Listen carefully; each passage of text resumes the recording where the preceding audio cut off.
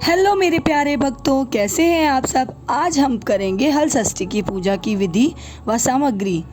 सबसे पहले हमें चावल के आयपन की ज़रूरत पड़ती है।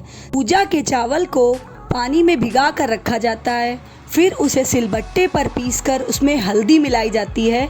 एक लेप की तरह घोल तैयार किया जाता है, इसे ऐपन कहते हैं। उस चावल के ऐपन से हम मिट्टी की चुकड़ियों को रंग देते हैं और उस पर अनाज, गेहूँ भुना हुआ और मेवा, मिष्ठान, यह सब चीज़ें चुकड़ियों को भर देते हैं। और भैंस के दूध का दही, झरबरी के पेड़, पत्ते और पूजा की सामग्री फूल, माला, अगरबत्ती, धूप बत्ती, महुआ, दीपक, पसई के चावल,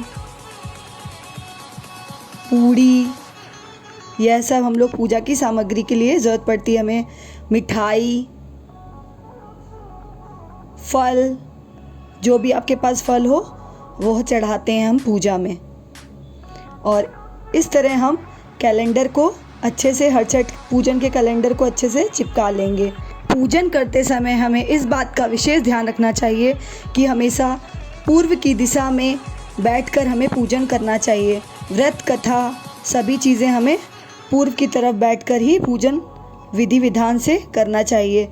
हर सुहागन की पूजा में हमें आलता, पैरों में आलता लगाना चाहिए, जो कि बहुत ही शुभ होता है।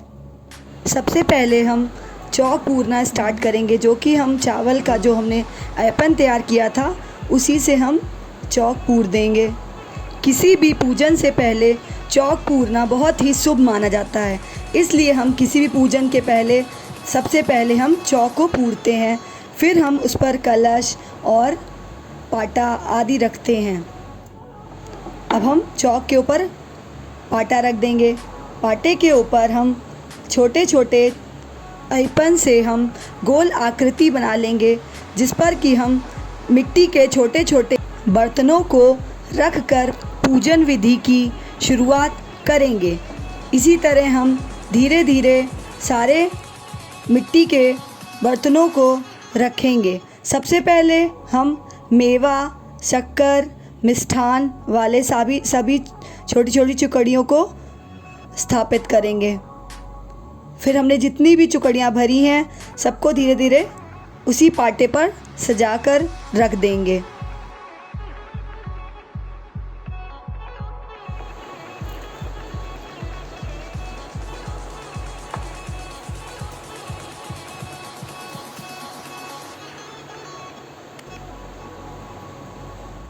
अब हम सबसे पहले कलश के जल को का आचमन पूजन विधि शुरू करेंगे।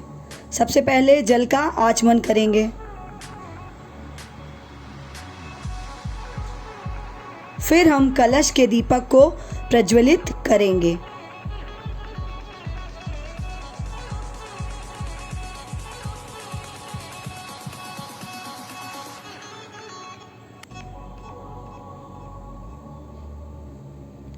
कलश के दीपक को प्रज्वलित करने के बाद हम सभी भगवानों पर टीका आदि, चंदन आदि लगाएंगे। सबसे पहले हमें गणपति जी को सिंदूर चढ़ाना चाहिए, जो कि कलश पर पहले सबसे पहले, फिर उसके बाद गौर माता को, फिर उसके बाद हम हर छठ माता और सारे भगवान को तिलक लगाएंगे, चंदन लगाएंगे, फिर अक्षत चढ़ाएंगे। और हर छठ की पूजा में हम अक्षत की जगह पसई के चावलों का इस्तेमाल करते हैं। पसई के चावल व शुभ माने जाते हैं हर षष्ठी की पूजा में, क्योंकि यह बिना हल और बिना जोते हुए तैयार किए जाते हैं। इसीलिए इस पूजा में हम पसई के चावलों का इस्तेमाल करते हैं। हल षष्ठी माता की पूजा हम अपने पुत्र की दीर्घ आयु की कामना के लिए करते हैं। यह पूजा बहुत ही ज़्यादा फलदायी होती है। सभी माताएं व बहनें जो उत्तर प्रदेश या मध्य प्रदेश में रहती हैं वह इस व्रत को अवश्य ही करती हैं, और जिनके संतान नहीं होती है वह अपनी संतान की कामना के लिए भी इस व्रत को बड़ी ही श्रद्धा और भावना से हर षष्ठी माता की पूजा बड़ी ही विधि पूर्वक करती हैं, जिससे कि उन्हें संतान की प्राप्ति होती है और उनके पुत्र की दीर्घ आयु होती है। अब हम झरबेरी के 7 पत्तों को तोड़कर उनमें एक एक महुआ, पसई के थोड़े थोड़े चावल और थोड़ा थोड़ा दही उस पर रख कर झरबेरी के पेड़ के सामने हम उसे चढ़ा देते हैं। फिर हम इन पत्तों को चढ़ाने के बाद हम अपनी कथा की शुरुआत करते हैं।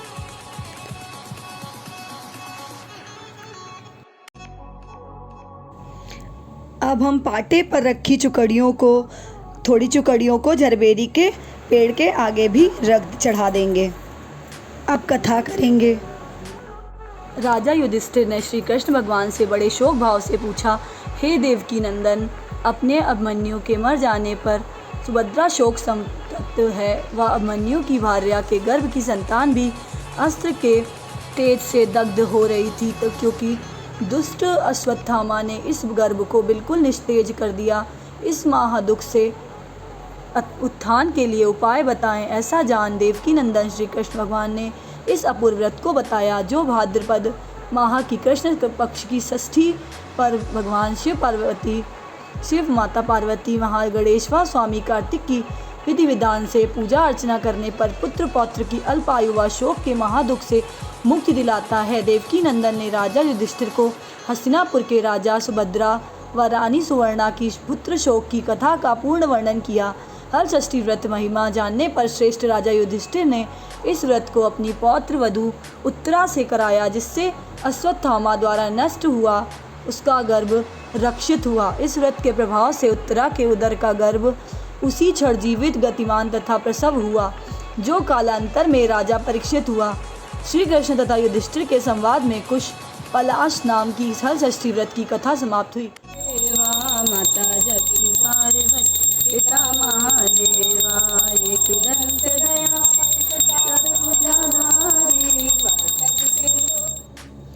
अब हम एक पत्ते को झरबेरी के पौधे पर चढ़ाकर बाकी 6 पत्तों को अपनी जीभ द्वारा चाट लेंगे और पत्तों को एक कोने में रखते रहेंगे। एक एक पत्ता चाटने के पश्चात हम सारे पत्तों को वहाँ से हटाकर और अपने हाथों को अच्छे से धुल लेंगे। अब हम कास के पौधे पर एक एक गांठ लगाएंगे, जिसमें से कि 6 गांठ हमें लगानी होती है। हर छठ की पूजा में हमें कास के पौधे पर 6 गांठ लगाना बहुत ही शुभ माना जाता है। और फिर हम इस पौधे की 6 फेरियां फेर लेंगे। फिर उसके बाद हम सुहाग लेकर इस पूजन की विधि को समाप्त करेंगे और हम दंडवत प्रणाम भी करेंगे कि हल षष्ठी माता हमारे पुत्र को दीर्घायु करें तथा अपना आशीर्वाद हमारे परिवार पर बनाए रखें। बोलो हल षष्ठी मैया की।